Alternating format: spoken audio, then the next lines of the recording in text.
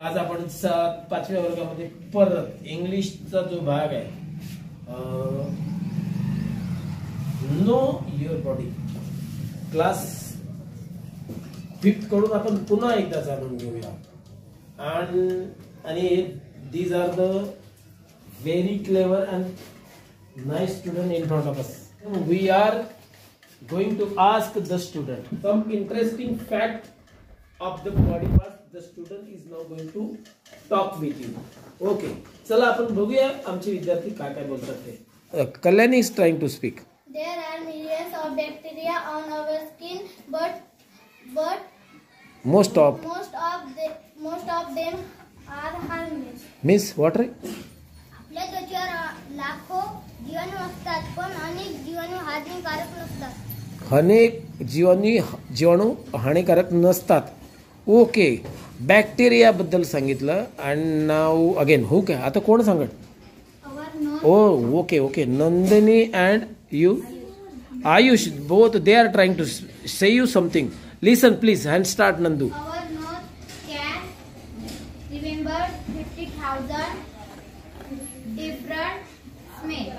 Our nose can remember 15,000 different smell. Means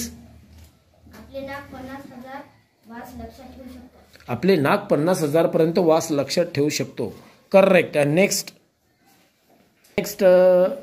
Aarav and Soham. Aarav start बेटा. Babies have around 300 bones in their body. Yes. लहान मुलांना जवळपास 300 हाडे असतात. Okay. And grown-ups have around 206 bones in their body. मोठ्या माणसाला जवळपास 206 हाडे असतात. मोठ्या माणसाच्या शरीरात जवळपास 206 हाडे असतात. हा नेक्स्ट कोण सांगताय आता कोण? Now Pari is trying to say. The air from our sneeze can travel at a speed of about 116 kilometre per hour. Means जेव्हा आपण शिंकतो तेव्हा 160 या वेगाने हवा जाते. शिंकतो है ना, शिंकतो, sneeze. And next very good बेटा, sit down. Prerana is trying to say. Yes बेटा. The air from cough can travel 95 kilometre. खोकल्यातील हवा 95 मीटर वेगाने धावते. बरोबर सांगितलं तिने. The air from our cough can travel 95 kilometre per hour. And now Swarali and Aaradhya trying to say about. Yes. A broken bone grows again and repair itself. Yes. तुटलेले हाड पुन्हा वाढते आणि जुळते. A broken bones grows again and repair itself. First Pallavi and Pavan. Look.